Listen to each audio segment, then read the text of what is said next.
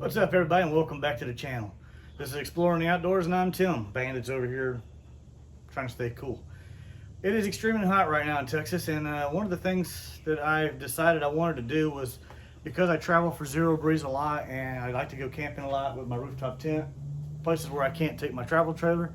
So putting the hoses, these hoses for your diesel heater or your air conditioner through the windows sucks. I'm just going to say it out loud. It sucks. Going through the zippers. I don't care what air conditioner. If you got the EcoFlow, I don't care. It sucks because you can't zip down all the way. You got that big gap and bugs come through when you got lights in there at night. It stresses out the zippers on your tents and everything else. So I decided I wanted to change something up. And of course, it involves me drilling big ass holes and stuff. So I have decided I'm going to put these big marine ports. These are little O-ring sealed caps, but I want to drill two 4.5 inch holes on the top of my tent. So when my tent is up there on the side, and I can run I'm gonna build a bracket that goes over here on the side for my ZeroBreeze to sit on a shelf, and I can run the hoses right up to it and have my return and my supply air going to my tent, and I don't have to go through the windows. So that involves drilling a big hole in a very expensive tent. But hey, I drilled a hole in my fender, so I can do this. So that's the plan. And to make that's just like some aluminum on the top up there, because the sides right here are this thick plastic, but the top is like an aluminum sheet. And to make sure that spot is still structurally strong, I ordered a piece of 1/2 inch thick Teflon. And what I'm going to do is, obviously you can see I'm going to drill two big holes in this. So they'll be basically sandwiching like this up there and on the inside of the tent. The Teflon will be on the inside of the tent and these ports will be on the outside. So this will be all bolted in place, making a big doubler basically. And I'll take my my router and I'll trim up the edges to make them nice and rounded and stuff, so it's kind of decorated a little bit better, not sharp corners and stuff. But so I also had to buy a really sharp knife because the top of the tent has got this diamond stitch on there. So once I put that on there, I'm gonna have to cut that diamond stitch out where the holes are and then drill the hole the rest of the way, because I don't want to tear all that fabric up on the inside of the tent. So it's going to be a process, but in the end it will keep us cooler and be a little bit easier to hook the ZeroBreeze up. And I'm also changing out the tubes on the ZeroBreeze because I have these hard tubes.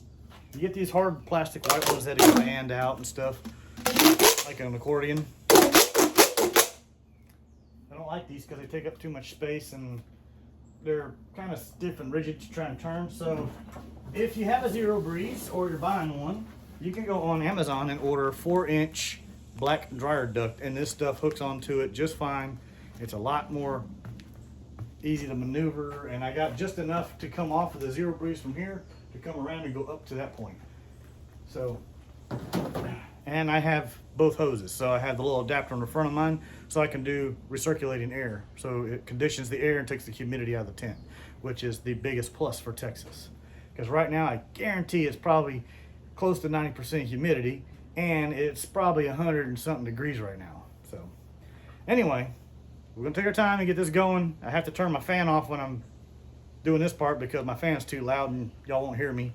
So I'll probably put it on time lapse while I'm doing all the work so I can have the fan going and y'all can kind of see what I'm doing too. And I'll stop every now and then and explain the process of what I'm doing. But first, we're going to measure this thing, get the halfway mark, measure to the halfway mark, get to halfway again, and find our dead centers on the two spots, and then drill two little pilot holes, which then we can lay up on top and drill through, and we'll have our pilot holes going through that for the hole saw bit. So that's what we're doing now.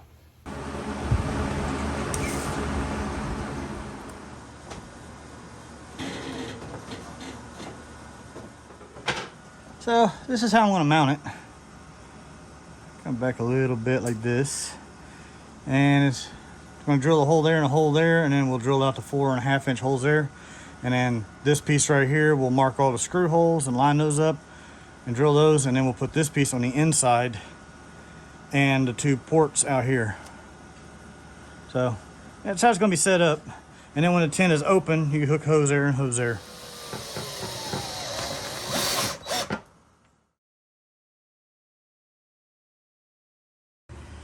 Alright, so we got the 2 holes drilled in this thing, which was fun because I had my other drill actually started smoking and burn up. So I had to go swap out and get a different drill. So we got the holes drilled, and now we're going to mark where the bolts go, and man, it's a perfect fit too. There's a perfect fitting hole right there. Alright, so all the holes are drilled in the doubler plate right here that goes on the inside. Now I'm going to lay this up on top, mark the holes, and then we can go ahead and start doing the inside part. So the way I decided to do this up top was, if I got these big old holes and I only drilled these little pilot holes, well, now I'm just kind of guessing at where center is, right? Well, what I decided to do was, when I drilled these pilot holes, was drill the big holes out, because I can take and sit the hole saw and it'll help me line it up. And that right there is exactly what I don't want. I don't want the freaking big holes above and below, and I don't want to have to not be able to use my windows. So by putting ports back there, I should be able to have AC pumping in or a diesel heater pumping in and not have to worry about that, and I'll be able to use all my windows. I got my ZeroBreeze going through the window right now. It's just way too hot in that tent to be in there. So out here, we'll get back to this project. Out here we have, back up, there we go. There's my 2 holes. And let's see. Pull that one out.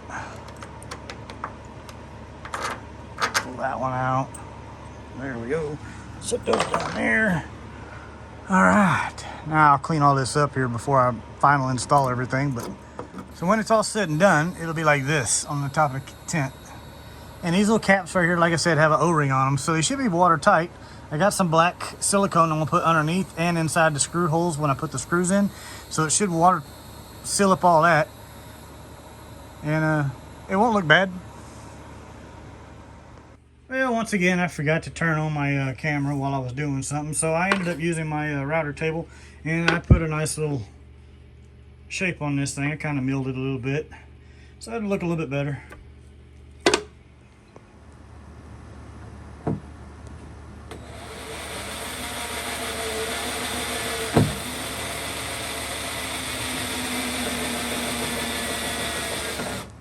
So I'm putting a bunch of black silicone on here, so when I sandwich this thing in, it's going to fill it up really good, and it makes a nice little bead around the side. So I smooth it out with my finger, and then you got to worry about water leaks no more. You can see that one there, how it smushes out, and then you just go around it with your finger, and it makes a nice little seal all the way around it. Doing the same thing with this one.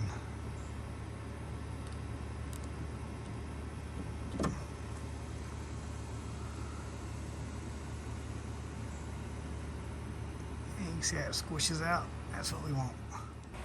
Alright folks, so as you can see, I got my black dryer hose, the 4-inch ones, and the ZeroBreeze. I got the return air and the supply air going. And now we have ports to plumb them into the tent. These are all done.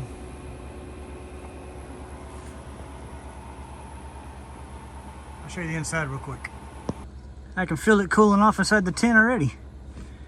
And it's about 90 degrees outside still.